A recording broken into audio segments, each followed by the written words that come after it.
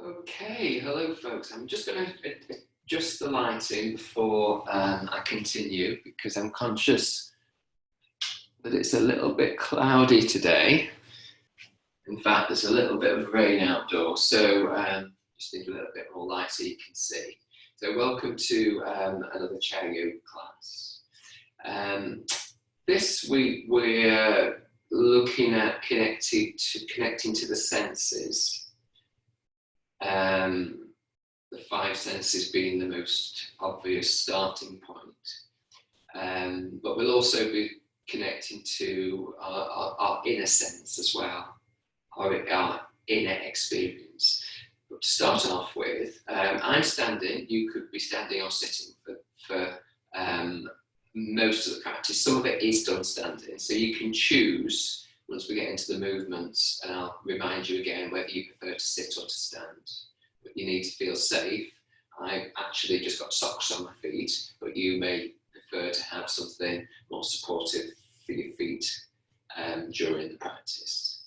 So to start off with, to kind of get a direct experience of the senses, what I'm suggesting to you, again, if it's safe, is to walk over to a window if you haven't got a window easily accessible, and take in the sights. What can you see?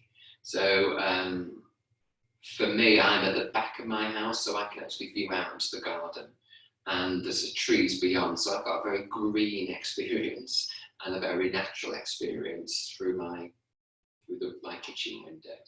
So lots of different colours, lots of different shapes, lots of different movements, because there's quite a breeze out there at the moment. So I'm seeing the trees move in different ways, in different directions, being almost spun around sometimes. Some leaves moving really kind of speedily, and some leaves hardly being touched. And they may even be on the same plant, which always creates a lot of curiosity for me. So there's lots of things to see out there. And just by opening your gaze, so you're actually looking out into space, getting a wider view is, for me, quite a positive thing. I kind of feel, I just kind of feel more uplifted by having that space. So for some of us who are spending more time indoors, or all the time indoors, getting out to even just look out the window if you can't get into a garden, or you're not feeling so well and you need to be sitting indoors, then spending some time looking outdoors. It's a really beautiful time of the year. It's spring. We've had a fantastic 4 weeks of growth and change because we've had such good weather. And now things are cooling off a little bit. There's a little bit of light rain beginning to appear. So that's feeding our environment in a different way. So just noticing what you see. Birds are just flying around, swooping through the garden there. So taking that in either now or sometime during your day is a lovely experience to connect with our sense of sight at some level. So if your sight's limited, obviously that will be more difficult, but hopefully you can use that sense and really take in the landscape that's outside, whatever that landscape is. Okay, so listening in for sounds. So I'm going to be a little bit quieter for a moment, so you can just actually take in both the sounds in your room, the sounds in your house and home, and the sounds if you've got a window open, or you could open a window safely or a door up safely, listening to sounds outdoors. So just taking that in for a moment.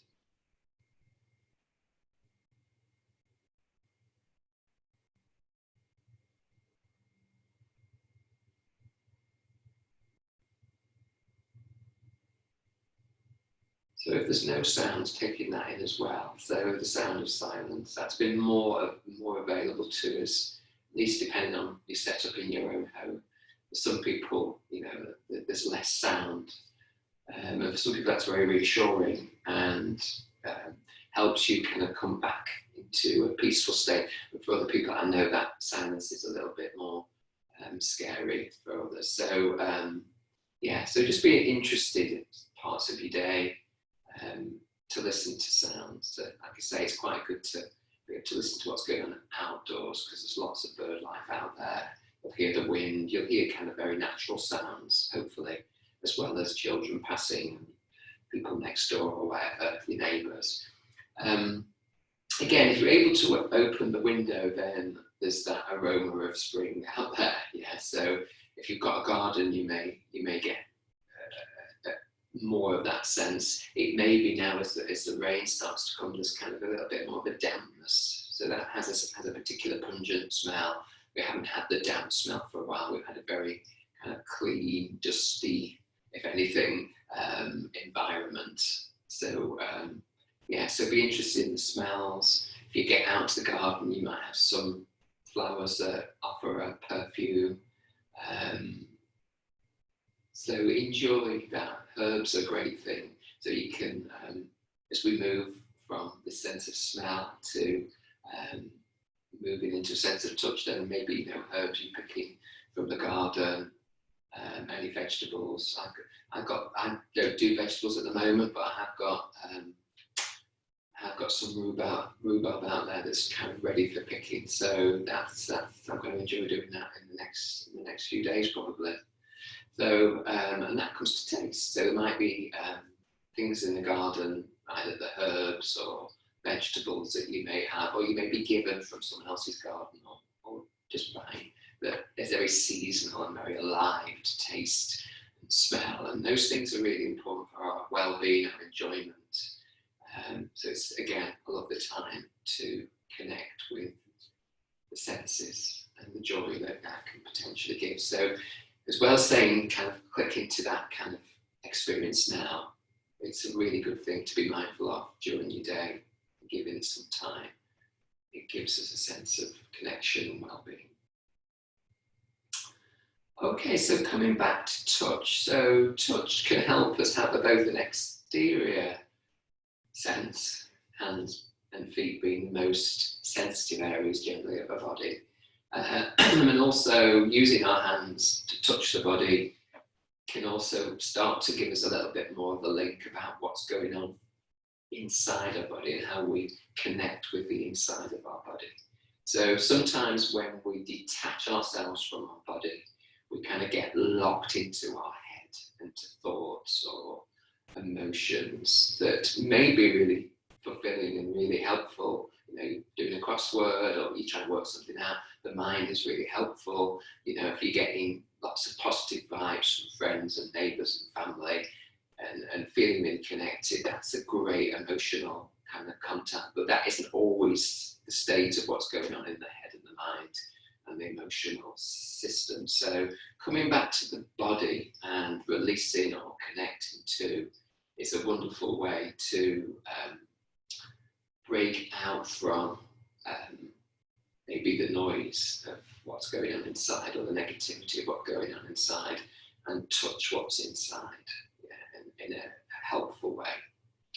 Okay, so with that in mind, moving to touch. So you could be sitting for this first session, or standing. I started standing, so I'm going to stay here for a little while. So bringing our hands together and just rubbing the hands, a very potentially quite comforting thing to do. It's a warming thing to do. As I say, touch nearly always starts or comes from the hands, whether it's touching ourselves, whether it's touching others, whether it's getting things done, moving things, finding food, cooking, creating, just getting on with our day. Then our hands are what's going to be doing the work and what we're going to be really aware of. So as we do this, obviously the sensations are starting at the hands, but we'll start feeling maybe a little bit of internal warmth in the body, in the hands or in the arms from the movement of the hands. So if this is not comfortable due to arthritis or difficulties, then please just stop when you need to. It is important to try and get the joints awake and active, and this is, for some people at least, an easy starting point to just kind of warm up and get the fingers and the hands just working a little bit together.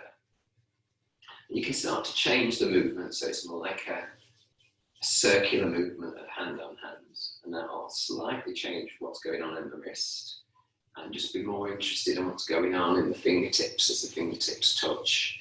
So I'm doing it at a fairly fast speed because I'm looking to energize and awaken my body. You may choose to do this really slowly because it's just your rhythm for the day. But again, if you're finding you've lost your rhythm, you're kind of having a sense of dullness or tiredness, then just rubbing the hands together in itself can be quite awakening. Okay, so just rest the hands either on the lap if you're sitting or just by your side. And just get a sense of what that means now, that sense of touch of hand on hand, movement of the body, what that's done for sense of the body. Are you more awake to feelings in your body? If you are, where are you awake to them? And how does that feel? Does it feel warmth? Does it feel kind of a vibration or a tingliness in the hands, or even further up the body? So I get a sense, not just in my hands, but in that whole of my arms. And to some extent, because I'm standing, I can also feel it in my feet. So if you are standing, you're now feeling a bit uncomfortable standing, then please just move your feet up and down, or just twist from side to side if that feels like you're just losing your sense of the bottom part of your body if you're standing. Okay, so sticking with hands broadly though for now. So if you interlink the fingers, so just bringing the fingers together and then rest the hands together. Bring those to your chest, so you'll have a sense of now hands on chest and the warmth of the hands around the chest and the warmth of the clothing around the chest on the hands. So there's a connection to the heart space, so a different part of the body now. It's not just hand on hand, it's hands against a warm body and around a place that's potentially very connected. If we kind of connect with the heart, we can have a sense of connected to maybe our emotions, maybe a sense of connection through feeling the movement of the chest with the breath, maybe slightly, or just a sense that, you know, that is our heart. And giving something to yourself, so a sense of giving a little bit of support to yourself with the hands against the chest. If this is not comfortable for the fingers, then you can take that interlock away. But if you can manage that for a few more moments and feel any movement of the hands through the movement of the breath underneath the area of the chest. So you don't need to change anything, you're just interested in how the body's moving, if it's moving at all in relationship to the hands and the clothing and the clothing on the body. Okay, so we're going to move the hands now away from us, so as long as it's okay for wrists. So you're sweeping the hands so that now the palms are facing away and just pushing away slightly into the backs of the fronts of the wrist, and then you're returning it. So hands, so just straightening the elbows slightly, opening up and finding space in the wrists and the fingers.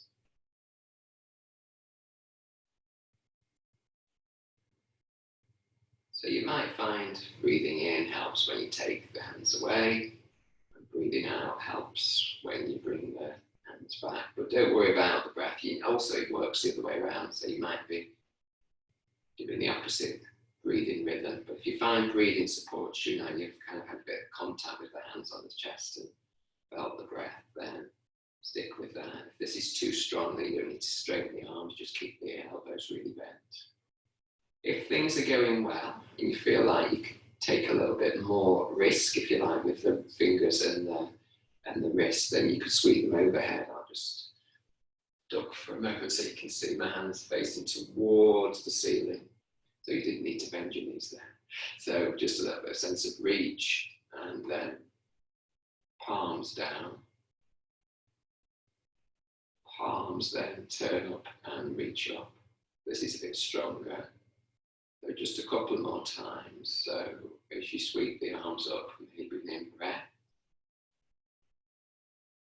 Now breath, maybe it's the arms come back down. So if that's too complicated for the wrist to cope with, then leaving that out.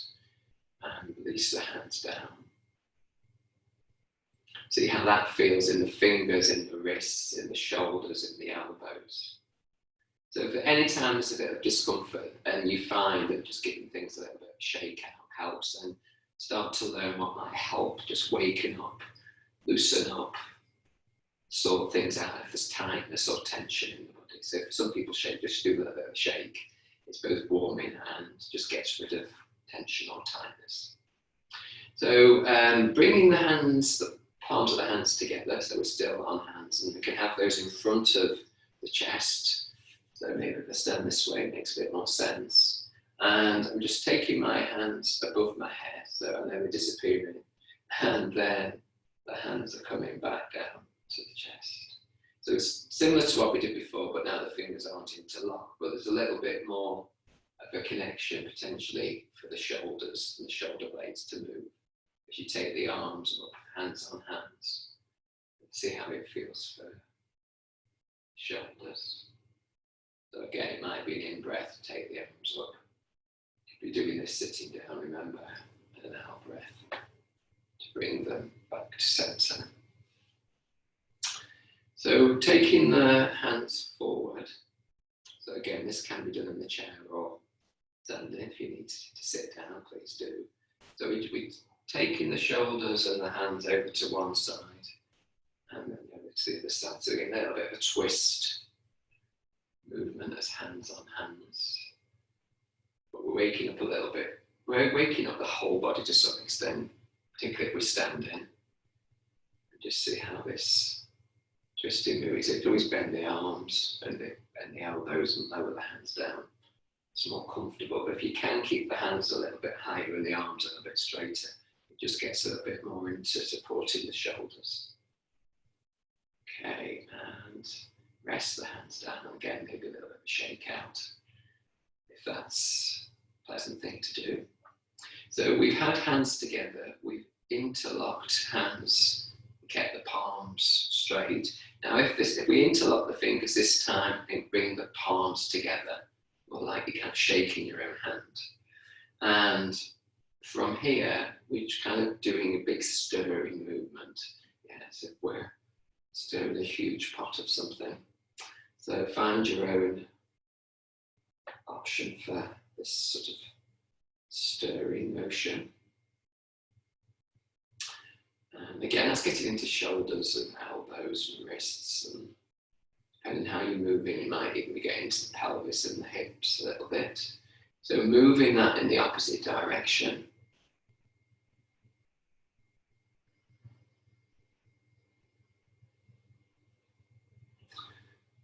And again, loosening the fingers away from each other and letting the arms come down to rest. See how the shoulders feel. See how the hands feel. So we do a lot with the fingers, pushing away, bringing together, interlocking into palm, palm. But just get a sense of how they're coping with that. If that's too much, then you just need to take a break from any further hand movements for a moment. Okay, so see how we are with this next movement. So I'm going to do this, stay standing, just so you can't easily see the top of my hands. So I'm taking my hands, so my hands are together, palms are together, and I'm sweeping my palms up, and I'm bending my elbows. So that might make more sense, sorry, it looks a bit awkward. And then I'm bringing the elbows back down, and I'm rounding my back, and I'm bringing my chin into my chest. And I'm sweeping my hands back up, and I'm slightly looking up if it's comfortable and safe to do so. So I'll get a little bit of a back bend. And then I'm rounding the back and bringing the chin in. So it's kind of opening up and getting into a little bit more of the chest. And then there's a rounding at the back and coming a little bit more to centre. So it'll be an in-breath if you're using the breath work to just take the hands up a little bit above the head. And then out breath to bring the elbows back down and belly in as you take the back into a rounded position. Come back into neutral and just let go, let the arms be free, give a little bit of a shake out. And see how things feel again. Shoulders, around the jaw, around the neck, around the area that we've moved. We started to work on the spine a little bit more. So we've done everything from a sense of contact points with the hands and the fingers, but the work has been done hopefully around the shoulders, the arms, the spine as well. So just get a sense of those areas, the shoulders, the shoulder blades, the spine down the back. How's that feeling? So hopefully you've got some support and some awakening and contact through that. So this next part, you do need to be standing. So if you've been sitting and you don't want to do the standing bit, then clearly you can just fast forward to the latter part of the session. If you feel happy to come to stand, if you're not standing or happy to stand, then you can use the support of the chair. So standing by, I'm going to go this way. So you can stand behind your chair, taking care if you're coming from sitting. And going down to the other sensitive area, which is the feet. So feeling the feet on the floor. You can do that even if you're sitting, but if you're standing, you'll get a lot more sense of the feet because there's more weight from the rest of the body, creating that sense of releasing to the ground for the feet. So if you're happy to move the toes, then just kind of wiggle the toes on the floor. So sometimes what I say is it's quite nice to use a visualization as if you're dipping your toes in water, in a pool or something, and that it's a little bit more enlivening for the feet, sometimes with that kind of visualization, if you like that sense, in a stream or a pool. And of course it's perfect temperature. You can imagine it's just warm enough or cool enough, depending what you need. So then let the toes be still, and if you can feel a sense of the toes waking up and the feet waking up slightly, just from that very simple movement. So from here, we're going to give a bit more weight if you're comfortable and feel safe to come onto the balls of the feet. So my heels are now off the floor for a second, and I'm coming back down to my heels. So you don't need to think about going too high, you just go into the balls of your feet, and you've got your feet at a distance that makes you feel like you're safe to come back down without feeling you're going to tumble backwards or lose your balance. So as we do that, again, you choose how high you are comfortable raising your heels off the floor. So you might find it gets easy and you want to raise your feet or your heels off a little higher. Or you might feel, no, I've got a nice rhythm and I feel I'm doing this safely within a smaller range. So it does start to build some strength in the base of the feet. It starts to take the weight through to the toes, so the toes get a bit more spacious sense, hopefully. And because we're having to use a little bit more of our upper body to get us up, we'll feel some work in our legs, back of our calves maybe. You might even feel that as you go up and down, there's something happening in the belly, a little bit of tone comes to the belly, so it's a little bit of strengthening work, but feeling the feet as you press down into the balls of the foot, just through the weight, and then you return. So coming back down and resting down. So what happens for me when I do that kind of movement is I take my weight slightly more back, naturally, once I've done the movement, slightly more back into my heels. And for that, that helps my posture quite a lot. So it's a good thing to do. So feeling the feet again on the floor, see if they've woken up a little bit more. And again, you might feel a sense of inside the feet. So this time we're talking about both, or experiencing both the exterior senses, sense of touch again of the feet on the floor, but we're also feeling what it feels inside the feet. What does it feel like to be inside your feet? So some of that might be really pleasant, and sometimes, obviously, if you've got issues with tightness in the feet or particular problems of the feet, that might also be a bit, maybe be present as well. So just getting the experience of how the feet feel, any energy or warmth in the feet.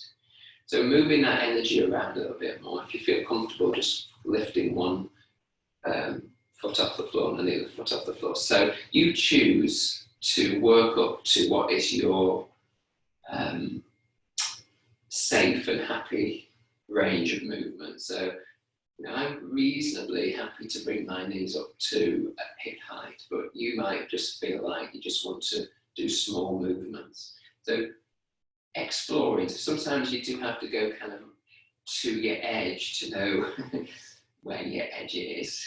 And then you might decide that was just too much, and you go back again and you go lower. Or it might be you choose to think, okay, that's my edge. I'm feeling something going on, but it feels like an okay challenge. It doesn't feel like I'm having a sharp pain, or I know this is not doing me any good. Most of us kind of have an intuitive sense of whether we're looking after ourselves or not. And if we haven't, that's a really good thing to learn. Yeah, that we don't take things too far, but that also we don't kind of stop doing what we potentially could do by just working around the edge of our possibilities.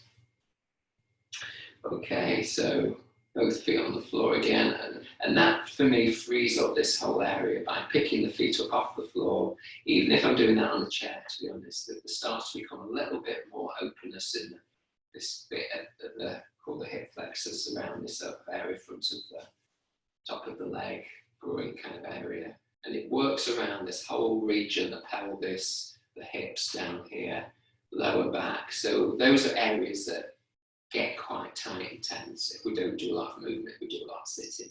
So finding a way to open up that area by just working with the feet is really, really helpful.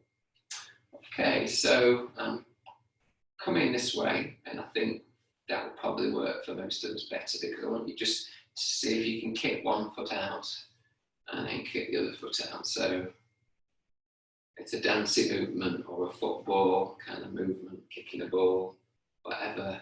Again, if a visualization works to make you kind of make some connection between what you're doing, then I say use it. If it doesn't make any sense, just kick your feet in the air. So we're not doing any major dancing here. Yeah, we're not doing a dancing troupe, but we are trying to just get a little bit more internal rotation in the hips from kicking the feet out, crossing in front of us, and we're getting our hips to move side to side from doing that, depending on how much of a kick movement you're doing. But we've got support of the chair should we need it. Okay, and then back to center. See how, again, the movement through the feet and the legs has changed what's going on around this whole central area that links our top body to our bottom body. And just see the sense of the legs now, the feet, the legs, and the hip and the pelvic area. Just see how things feel from there. Okay, I think it would be time to sit down. So, not doing any other particular balance today. So we've done a little balance by coming onto our toes. So maybe next time I'll focus a little bit more on balancing poses. So find a safe way to sit. And for me, I just need a little bit of support under my feet with this chair. So I've got yoga blocks, but you could hopefully find something that'll support underneath your feet so you feel safe, so that you don't feel you're slipping forward, and you feel like you can sit and rest the pelvis and the bottom sitting bones down to rest on the chair. So now we're back on the chair, we've got our hands on our lap maybe, so we're back to hands. Can we feel our hands connecting to our legs, and can we feel our feet connecting to the floor? What parts of the body can you really feel have a sense of internal sense of the body, so a warmth inside, or a vibration, or just sort of a sensation? But sometimes we can feel it, sometimes we have to kind of sense it, sometimes we just have to visualize it. So you finding whatever way that connects with you into your inside of your body. So can you feel inside your toes, inside your feet, inside your lower legs, inside your upper legs, around your bottom and your pelvic area? Can you feel all that region alive, awake, connected? And you feel from your hands, inside your fingers, inside your hands, inside your wrists and your arms, inside your shoulders, the backs of your shoulders, and inside the front of your rib cage, around the chest area. Can you feel your belly and your lower back? How about your neck as it kind of grows from this sense of the chest area through into the skull. So I'm not sure if I've mentioned this to you, but another handy visualization is this sense of, you could imagine a tree in this area of the body, the roots into the chest, the trunk of the tree being the neck, and the branches and the leaves being around the head space. So it's kind of a sense of having the head and the neck things connected into the body. So sometimes we disconnect all our body, and particularly if we're having issues with our upper back, we might find that we start to lean forward with the chin and create even more of a exaggerated curve to our upper spine, and that isn't often the most helpful thing, because we're closing down our breath, we're closing down our chest. So if we can have this visualization of roots into the chest, neck feeling like a trunk of the tree, and then so it's all the head and the neck then feels more supported, and we don't feel like we want to drop, we feel like we want to be that tree that grows from supports of our roots and our center of ourselves, and up and through into our headspace. Okay, so hopefully beginning to feel a sense of the whole body, but we'll just do one or two more exercises to just kind of enliven that a little bit more. So most of you are familiar with the kind of tapping exercise.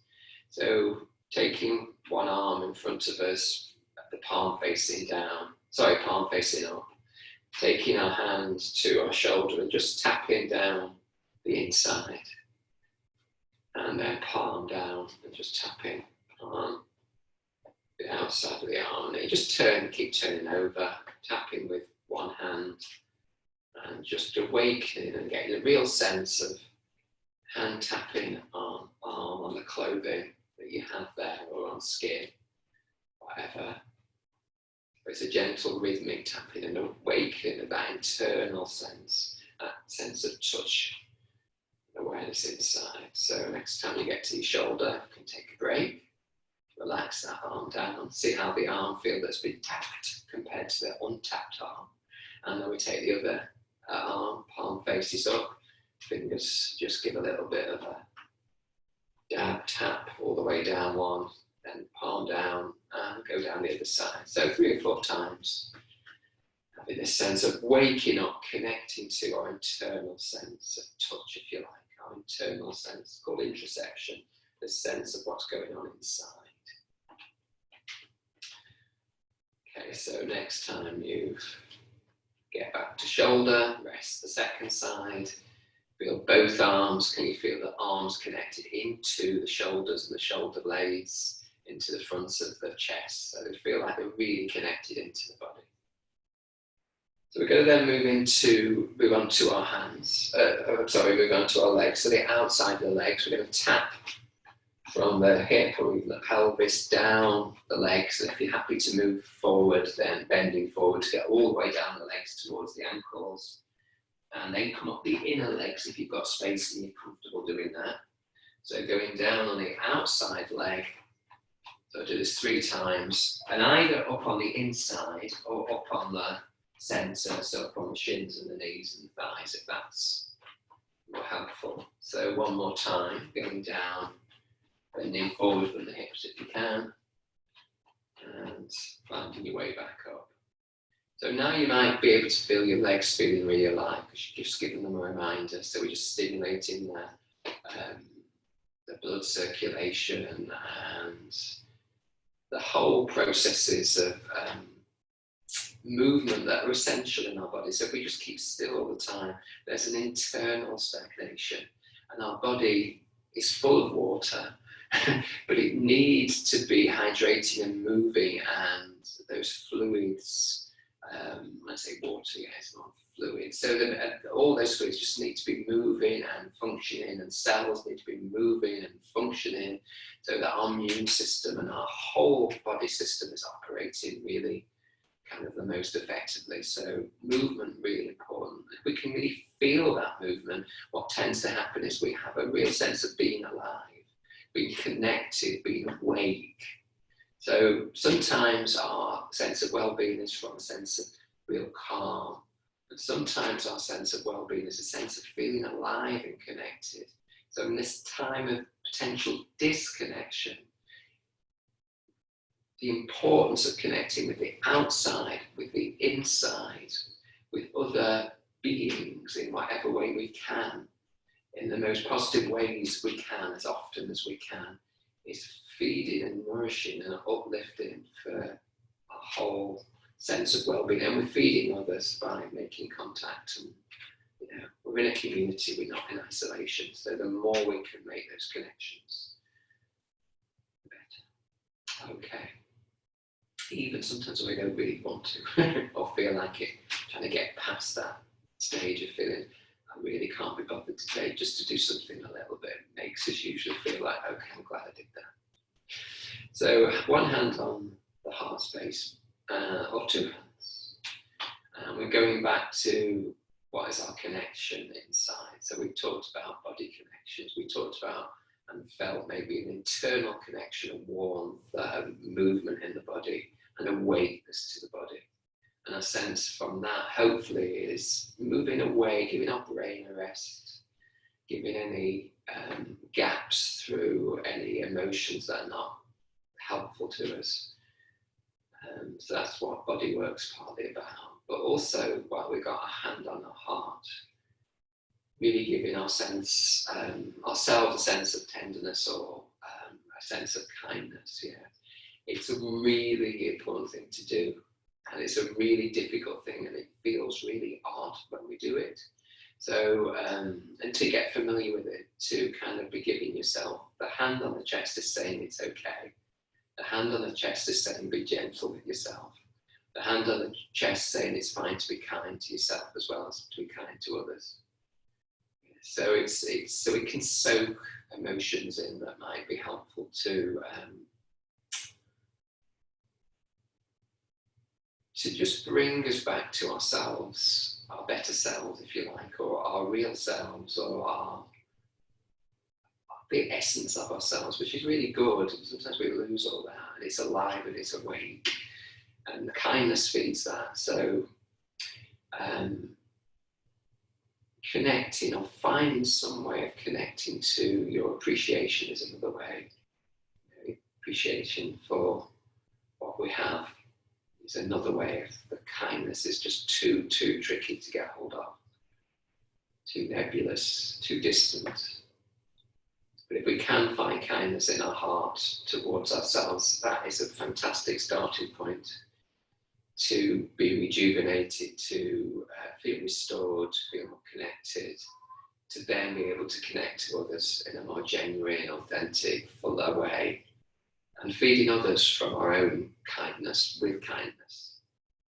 So it's not selfish to be kind to yourself. It's not useless. It's actually a natural human capacity that we connected, and we're doing that to support ourselves in order to support our others. Yeah, so both are important. If you really can't find this, don't find this easy, another way is to imagine a friend. What does a friend offer to you, or a family member? What kindness do they offer to you? Can you really link into the kindness that you're receiving? Can you hear the words of a good friend saying nice and kind and supportive things to you that you might not find easy to hear, but you could savour just for one moment and take it to your heart and just hold them there and know that that's part of you and that that's something that can feed you. That's a sense of well-being, a sense of connection, and a sense of kindness to self and others. And feeling the breath just softly, gently, doing what the breath needs to do to keep you safe and well. You don't need to do anything clever, just being aware that there's a breath inside that's alive, and keeping you alive and operating to keep you well. So gently, gently releasing the warm hand from the chest and taking that to the thigh, wherever it's comfortable. Reconnecting with our hands on our thighs, our feet on the floor. If you've got opportunity to look out again, to look out to the sides, to listen into the sounds, to take in the aromas. So any senses from the outside world, starting to look wider, finding the space around you, being conscious that you're here sitting in your space, in your room, your home, and the space outside the room. Give a sense of the sky above and the earth below. Feel the support from the space, maybe, or the ground, or both. Taking a slightly deeper breath if it's comfortable. And maybe just letting out a sigh, or doing a yawn. Nice to waken up the face and the jaw and just loosen around the mouth. So using the mouth to just open up and find space around the cheeks. Bring the hands together and rub them as we did at the beginning. Coming back to your space and back to your day. And if you're happy and comfortable, then just taking hands to cheeks, forehead, and jaw, and neck. And if you want to do that a few times to just enliven and awaken and move a little bit, then do so. Have a little bit of a shake out, and happy times in springtime. So feeling the senses inside and outside, connecting with whatever is inside and bringing out the best to support your well-being, and go well. And thank you for coming back to the chair. Take care. All the best. See you next week.